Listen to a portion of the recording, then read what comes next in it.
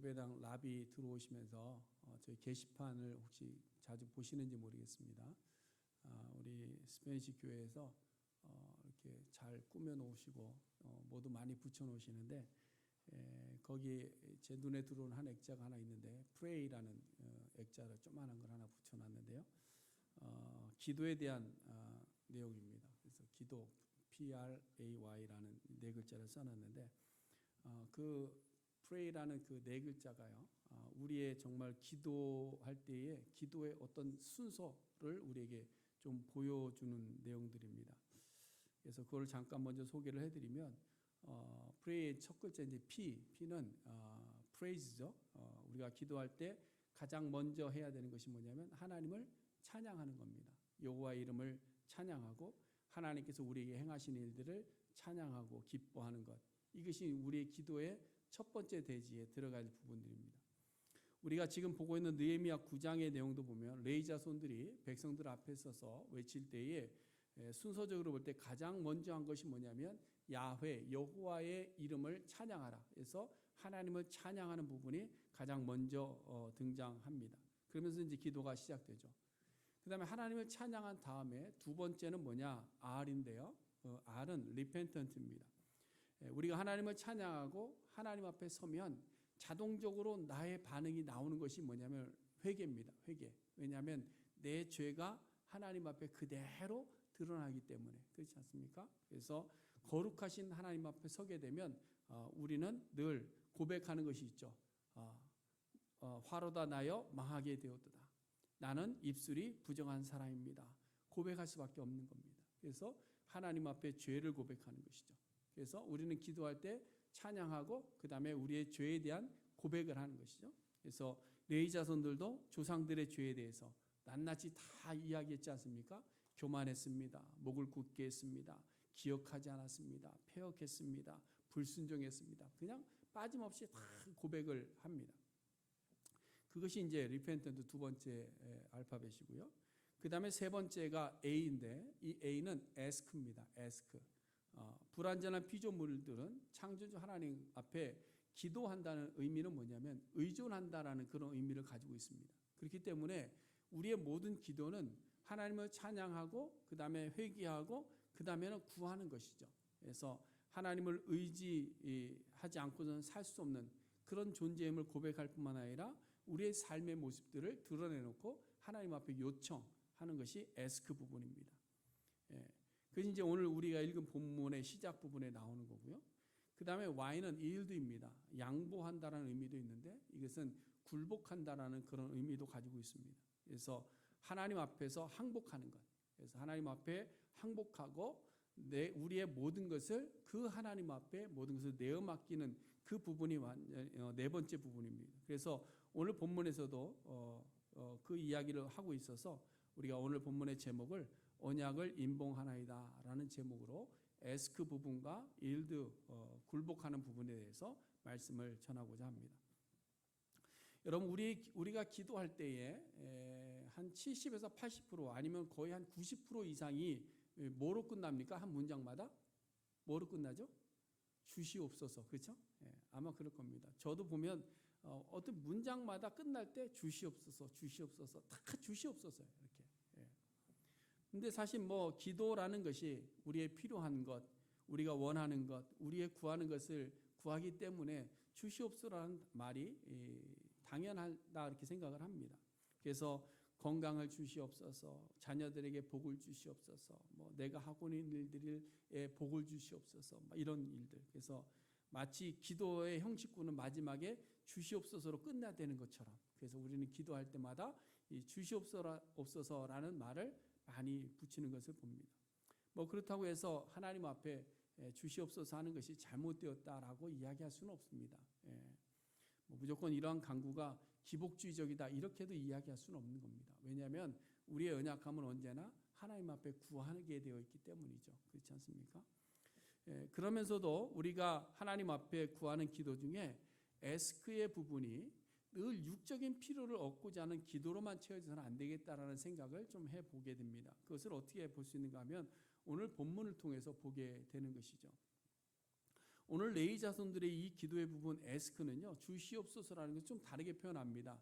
우리를 작게 여기지 마옵소서. 그렇죠? 여러분 32절 마지막 부분 보시면 오늘까지 당한 모든 환난을 이제 작게 여기지 마옵소서 이렇게 되어 있습니다. 그래서 32절 말씀에 보면 앞에서는요, 우리 하나님이여 광대하시고 능하시고 두려우시며 언약과 인자하심을 지키신 하나님이여 라고 하나님을 부르고 나서 그 다음 하나님께 애석하는 겁니다. 우리와 우리 왕들과 방백들과 제사장들과 선지자들과 조상들과 주의 모든 백성이 아수르 왕들의 때로부터 오늘까지 당한 모든 환난을 작게 여기지 마옵소서 이렇게 기도하고 있는 거예요. 이것은 죄에 대한 하나님의 채찍으로 해서 고통하고 있는 자신들의 상황, 자신들의 상태, 자신들의 마음속에 있었던 이렇게 심정을 그대로 토로하고 있는 겁니다. 왜 이런 말을 하고 있는가 하면 지금까지 하나님은요, 우리가 이스라엘 백성의 역사나 성경의 역사를 쭉 보면요, 하나님은 죄에 대해서 죄 없다 하신 적이 한 번도 없습니다. 죄가 있음에도 불구하고 죄를 묵인하고 지나가지는 않습니다. 죄에 대해서 항상 부정한 것에 대해서 채찍을 드셨어요. 그렇죠? 채찍을 드셨습니다. 그래서 채찍을 드신 이유는 뭐냐? 이스라엘 백성들로 하여금 깨닫게 하시기 위해서. 그 채찍의 아픔을 통해서 깨닫게 하시려고 늘 죄가 있으면 거기에 대한 채찍을 항상 드셨어요. 자기 백성들에게. 이방 민족에 대해서는 심판이 이루어졌지만 자기 백성에게는 채찍을 드셨다.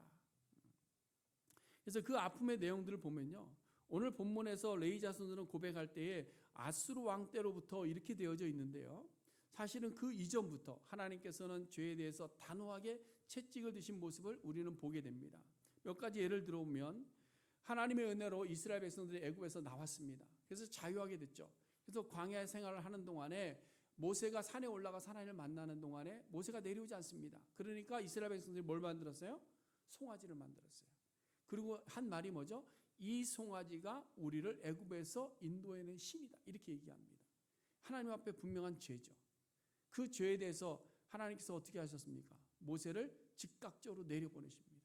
내려보내서 그 모든 백성들을 책망하시고, 그 다음에 하나님께서 책망만 하신 것이 아니라 거기에 채찍을 드셨죠. 그래서 3천여 명이 죽죠. 누가 죽였어요? 레위 지파들이 죽였습니다.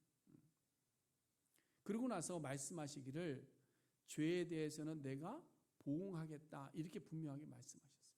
하나님은 죄에 대해서는 반드시 보응하신다라는 거예요. 그뿐만 아니라 가나안을 정복했습니다. 광야 생활 지나고 가나안을 정복할 때에 여리고성을 어떻게 무너뜨렸어요? 이렇게 돌다가 무너뜨렸어요. 뭐 한 것 아무것도 없어요. 그냥 돌기만 했는데 무너졌어요. 그리고 들어갔습니다. 근데 이 무혈 입성했는데 그 다음에 아이성이라는 작은 성을 점령할 때는 어떻게 됐습니까? 아간의 범죄로 인해서 아간의 죄 때문에 아이성 정복할 때 1차로 뭐 했죠? 실패했어요. 실패하면서 그때 36명이나 죽게 됩니다. 이건 하나님의 채찍입니다. 왜? 아간이 범죄한 것 때문에. 너희들 공동체 안에서 일어났던 이 죄의 모습에 대해서 하나님께서 교훈하시기 위해서 이렇게 하신 거예요.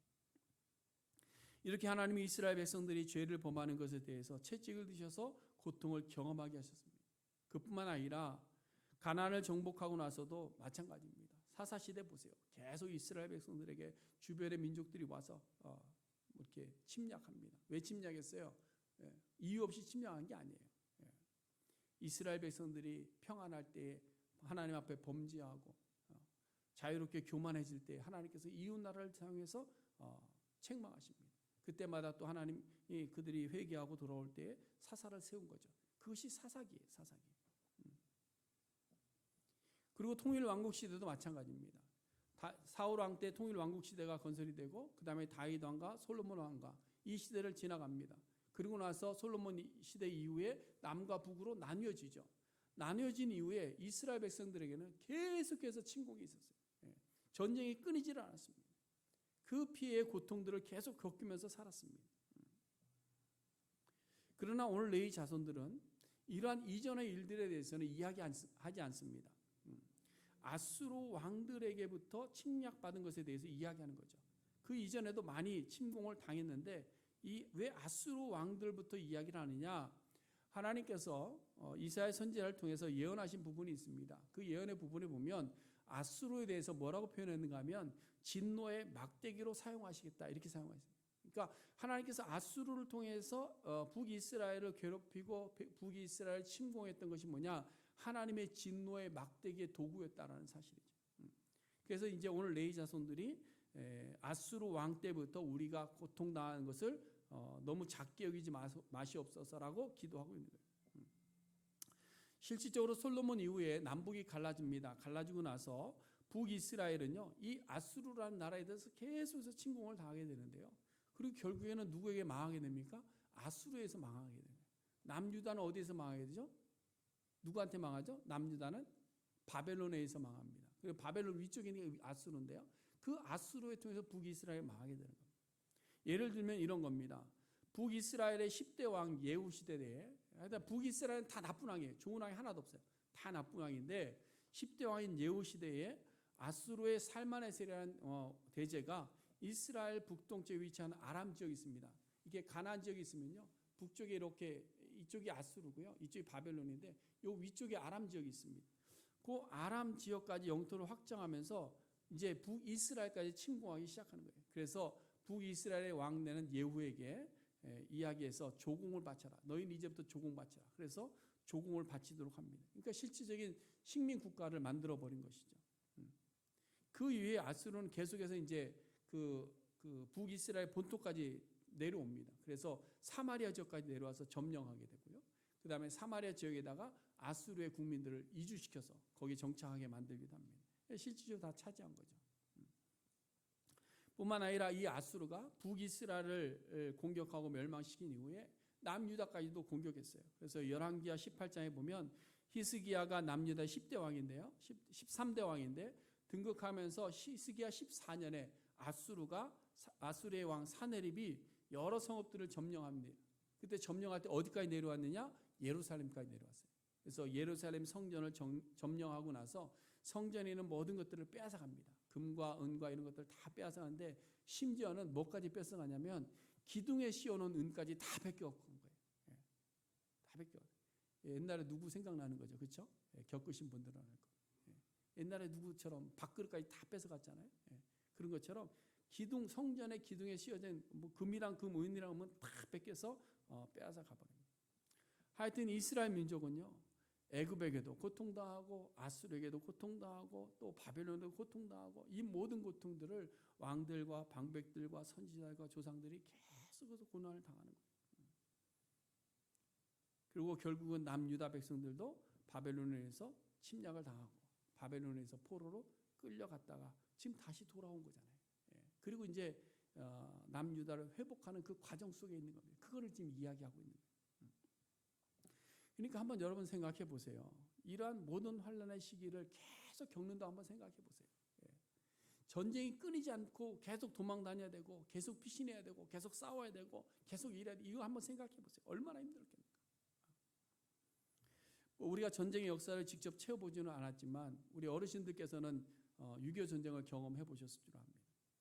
6.25 전쟁이 났을 때 그때 얼마나 고통스러웠겠어요. 그렇지 않습니까?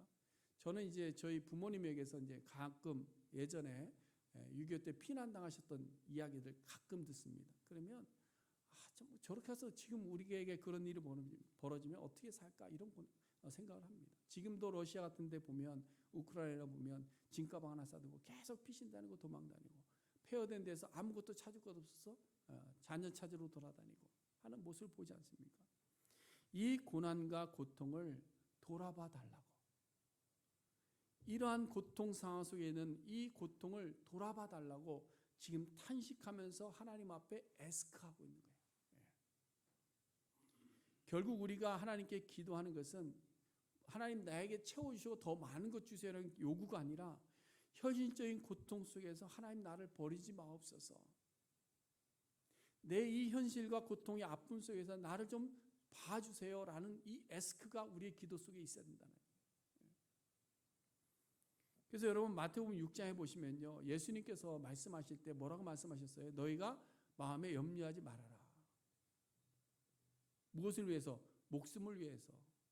무엇을 먹을까, 무엇을 마실까, 몸을 위해서 무엇을 입을까 너희가 염려하지 말아라. 너무 그런 것만 구하지 말아라 이야기하고 있는 거예요. 그 이유는 뭘까요? 왜 예수님께서 그렇게 말씀하셨죠? 이 모든 것이 너희에게 있어야 할 줄을 아시느니라. 여러분, 하나님께서 우리의 필요를 아실까요? 모르실까요? 아시겠죠. 우리 먹어야만 산다는 것 아십니다. 우리의 삶의 형편도 아십니다. 모르는 것이 아니에요. 근데 우리는 늘 가진 것을 위해서 하나님 주시옵소서, 주시옵소서, 더 주시옵소서, 하나님 더 주시옵소서, 차고 넘치게 주시옵소서, 이렇게. 그게 이제 뭐예요? 기복주의적인 신앙으로 가는 거죠. 근데 여러분, 하나님은 우리의 필요를 다 아시고요. 이스라엘 백성들이 광야를 살아갈 때 그들이 필요한 것도 다 아셔서 채우셨습니다. 그런데 또 무엇도 아시냐면 우리가 정욕과 욕심으로 구하는 것도 하나님은 아신다는 사실을 우리가 기억해야 됩니다. 그래서 우리가 다윗의 기도를 보면요, 다윗의 기도, 시편에 나오는 다윗의 기도를 보면 먹을 것과 입을 것을 구하기보다는 다윗의 기도의 주된 것은 뭐냐면 주께서 나를 버리지 마시기를 구하는 기도가 많아요. 하나님, 내게서 왜 멀리 계세요? 하나님, 나를 돌아보지 않으십니까? 하나님, 나를 주님 앞에서 쫓아내지 마세요. 다 이런 기도예요. 자신의 죄로 인해서 고통하는 현실 속에서 나를 멀리하지 마시기를 구하고 있는 거예요. 우리가 이 땅을 사는 동안에 가장 염려스러운 것이 있다면 무엇일까요? 어떤 분들은 노후가 걱정이 되시는 분도 있겠죠. 어떤 분은 죽음이 걱정되기도 합니다. 여러분들은 무엇이 걱정되십니까? 걱정거리가 많겠죠. 은행의 잔고도 걱정이 되죠. 그래서 은행의 잔고도 이쪽 저쪽 자꾸 봐야 되고, 경기 침체에 있어서 우리가 어떻게 살아내고, 이것도 걱정이 되죠. 또 육체적으로 조금씩 이렇게 약해져 갈 때 육체적인 연약하는 것도 걱정이 되겠죠. 그럼 여러분, 우리의 영적인 나태함과 게으름을 위해서 하나님께서 나를 쫓아내실 것에 대한 염려는 없으십니까? 거기에 대한 걱정은 없으십니까? 근데 간혹 보면요, 우리 성도님들을 보면 여기에 대해서는 강한 믿음이 있으신 것 같아요. 하나님은 절대 나는 안 버리신다. 내가 무슨 짓을 할지라도 하나님은 나에게 복 주실 거야. 라는 이런 강한 확신이 목사인 저보다도 믿음이 강하신 거예요.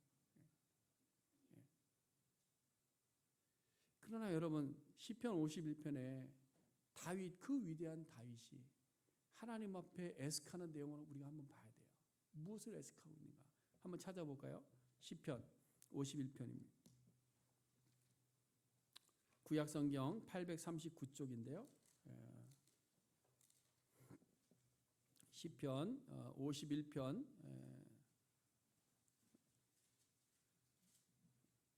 거기 보시면요, 3절 말씀에 보면 이렇게 되어 있습니다. 물은 나는 내 죄가를 아오니 내게 죄가 항상 내 앞에 있나이다. 이것은 내가 죄인입니다라는 것을 고백하고 있는 거예요. 그렇죠?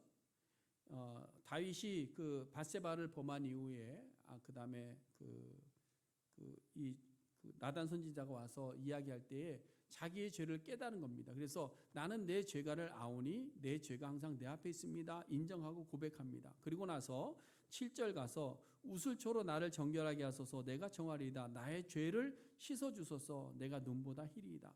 주님만이 나의 죄를 씻어줄 수 있습니다. 그러니 리펜턴트, 회개하는 거죠. 나를 씻어달라고. 그 다음에 에스크 부분이 어디 나오냐면요, 10절에 나옵니다. 거기 보시면 정한 마음과 정직한 영이 새롭게 되게 하여 주옵소서 구하고 있습니다. 하나님의 내 속에 정한 마음을 창조하시고 내 안에 정직한 영을 새롭게 하소서. 그 다음에 11절에서도 다윗의 더욱더 간절한 기도는 뭐냐? 나를 주님 앞에서 쫓아내지 마시며 주의 성령을 내게서 거두지 마옵소서. 다윗의 간절한 기도의 내용은 뭐냐? 나를 주님 앞에서 쫓아내지 마옵소서. 주님의 성령을 내게서 거두어 가지 마시옵소서. 이것이 다윗의 간절한 기도의 내용이었다는 사실. 여러분, 우리가 죄인됨을 고백할 때에 우리는 스스로 이 땅을 살아갈 수 없는 존재임을 인정합니다. 하나님, 나는 내 스스로 살아갈 수 없습니다. 하나님의 은혜 아니면 살아갈 수가 없습니다. 하나님, 나는 죄인입니다. 눈만 돌리면 죄만 생각납니다. 눈만 돌리면 죄를 범하고 있는 것이 내 모습입니다. 하나님 나를 깨끗하게 하시고 하나님이 그러나 내 모습 속에서 연약함과 부족함이 있지만 하나님 나에게서 주의 성령을 거두지 마시옵소서. 하나님 나를 주님 앞에서 쫓아내지 마시옵소서. 이것이 우리가 주님 앞에 기도해야 될 내용이다. 이것이 우리가 하나님 앞에 애스크해야 된다는 것이에요. 여러분, 하나님께서 우리를 버리지 아니하실까? 하나님 앞에 기도하셔야 돼요. 여러분, 우리가 로마서를 보면서 보지 않습니까? 접붙임된 이방인, 우리는 다 이방인들, 접붙임자된 자들. 근데 본가지도 버리시는 하나님인데 접붙인 자가 어떻게 되냐라는 거죠. 우리는 하나님 앞에요, 너무 강한 믿음으로 서지 마세요. 나는 절대 안 버린다 이런 강한 믿음 갖고 서지. 언제나 하나님 나를 버리지 아니하시도록 하나님 앞에 끼어 기도해야 돼요. 끼어 기도해야 돼요.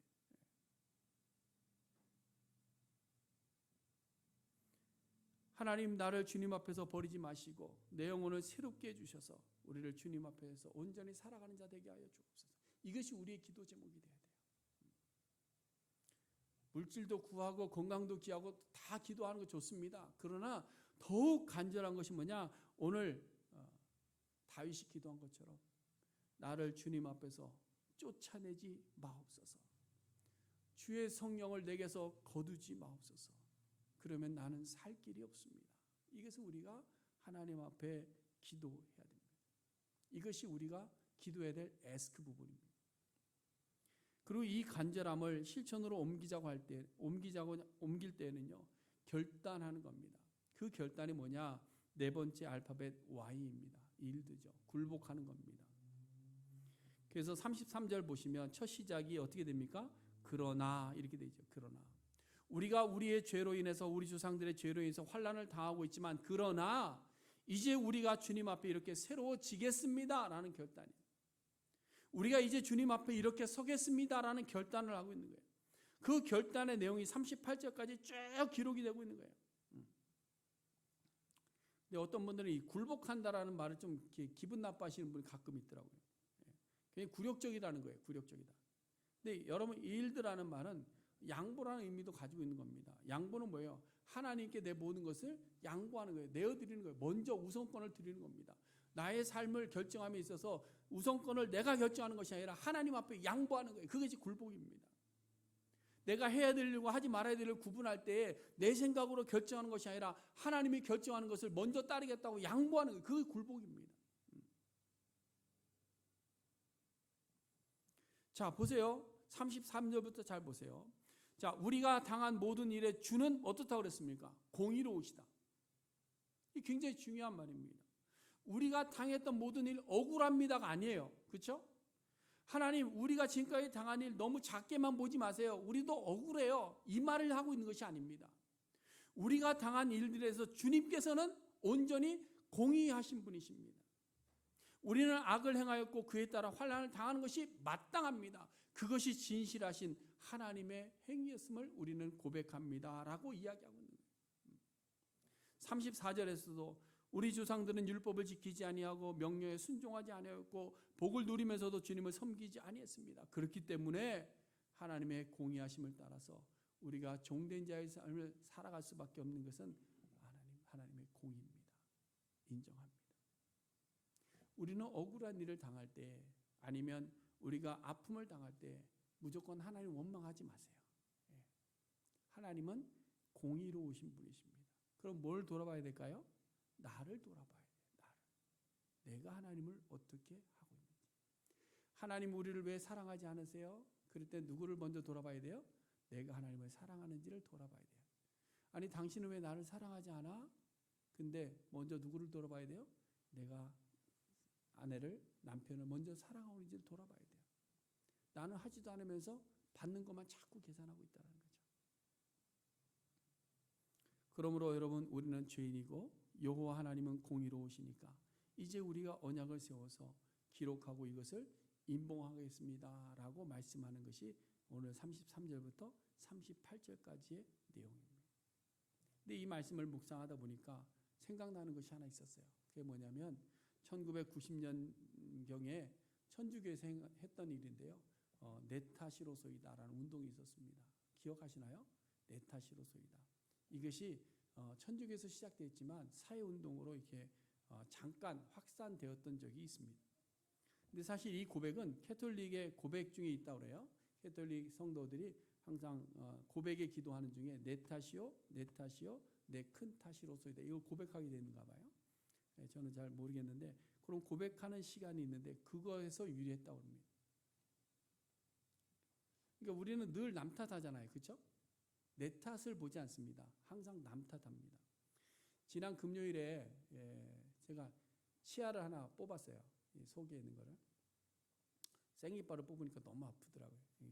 치료가 불가하대. 그래서 이제 뽑아야 된다고 해서 이제 뽑았는데 이제 저녁에 이제 한국에 계시는 어머니하고 전화 통하면서 말씀을 드렸어요.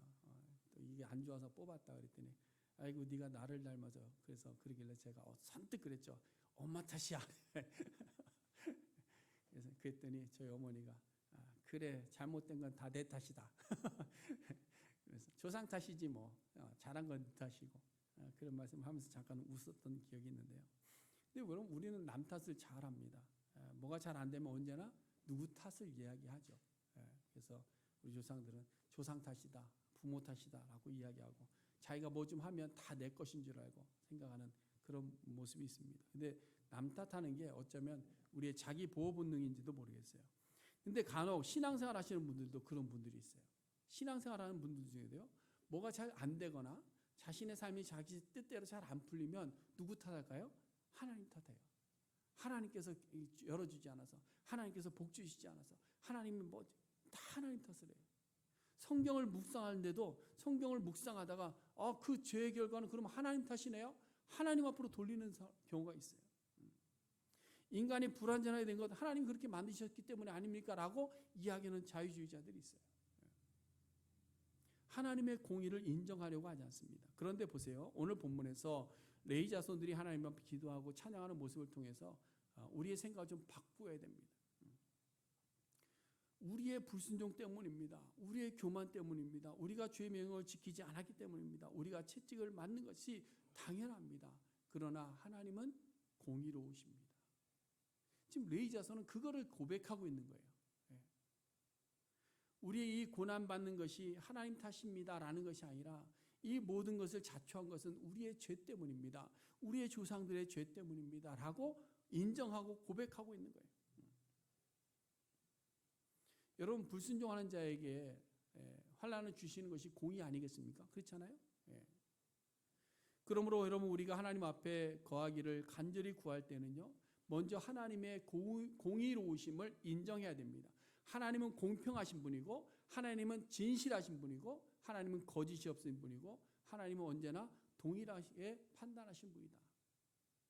그래서 그분 앞에 우리의 판단을 양보해드리고 우리의 결정을 양보해드리는 거예요. 그래서 그분 앞에 굴복하는 자들이 될 때에 우리의 삶의 변화, 우리의 신앙의 변화가 이루어질 수 있다라는 거예요. 그래서 오늘 레위 자손들이 마지막에 한 가지 의식을 행하고 있는 거예요. 그것이 뭔가 하면 하나님과의 견고한 언약을 기록하고 임봉하였다. 38절 마지막에 나오죠. 우리가 이 모든 일로 말미암아 이제 견고한 언약을 세워 기록하고 우리의 방백들과 레위 사람들과 제사장들이 다 임봉하나이다. 임봉하나이다. 여기서 견고한 언약을 세웠다라는 말은 33절에 보시면요. 33절에 나오는 말처럼 그 진실하게 행하셨다라는 말의 연결 부분입니다. 하나님은 진실하게 행하셨습니다라는 것과 연결되는 거예요. 다시 말해서 주는 진실하게 행하신 것처럼 우리도 하나님 앞에 진실하게 약속합니다라는 말을 지금 이렇게 표현하고 있는 거예요. 그래서 거기에다가 뭘 했다? 임봉했다, 인쳤다. 오늘말로 이야기하면 도장 찍었다, 사인했다라는 의미예요. 여러분 우리가 사인을 하면 어떻습니까? 그 사인에는 뭐가 따르죠? 자기의 책임이 따르는 거예요. 책임이 따르는 거예요. 그래서 그거 지키지 않으면 자기가 책임지는 거예요. 마찬가지로 지금 여기서 이스라엘 백성들에게 이야기하고 많은 레위 자손들이 여기다 임봉하는 이유는 뭐냐면 이것을 또 지키지 않고 범하고 진실하지 않은 삶을 살아갈 때 그 죄를 누가? 내가 받겠습니다라는 거예요. 그 명단이 이제 10장 1절부터 27절까지 쭉 나와 있는 거예요. 이 사람들이 다 뭐예요? 거기다 다 도장 찍었다는 겁니다. 이 결단하는 시간이에요. 결단하는 시간. 그렇다면 이것은 오늘날 우리가 어떻게 적용해 볼 수 있는가? 우리가 기도합니다. 그렇죠? 여러분 하나님 앞에 기도하죠. 매일같이 기도합니다. 근데 여러분 우리가 기도하고 하나님께 서원을 하는데요. 그 내용을 여러분 얼마나 기억하고 살아가십니까? 죄송한 이야기지만 어떤 분들은요. 기도하고 눈 뜨면 잊어버려요. 그렇죠? 내가 뭘 기도했는지 몰라요. 하나님 앞에 하나님 내가 이렇게 잘못했는데 하나님 이걸 이렇게 해주시면 내가 이렇게 하겠습니다. 기도했는데 눈 뜨고 나니까 잊어버렸어요. 다. 뭘 기도했는지 몰라요. 왜 그러냐? 종교적인 언어로 우리가 습관적인 말로 기도하기 때문에 그래요. 하나님 앞에 여러 가지 소원을 간구하고 서원하기도 합니다. 그런데 돌아서면 뭐예요? 까마득하게 잊어버리는 거예요. 영적 치매라고 저는 평가하는데요. 치매. 예전에 어떤 영화 제가 그 제목을 찾으려고 막 애를 썼는데 못 찾았어요. 뭐냐면 아내가 치매가 걸려서 그 다음날 되면 자고 일어나면 그 전날 다 잊어버리는 그런 병에 걸린 거예요. 근데 이 남편이 자기를 기억하게 하려고 뭘 했냐면 비디오를 찍은 거예요. 비디오. 그래서 아침에 일어나면 먼저 그 비디오 먼저 보여줘요. 내가 남편이다라는 걸 알려주는 거죠.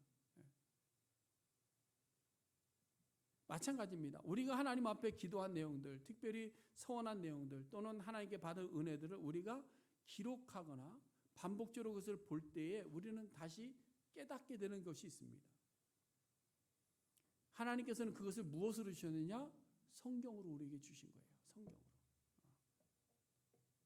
그 중에 또 우리는 기도하다가 하나님 앞에 서원하는 것들이 있죠. 그렇죠?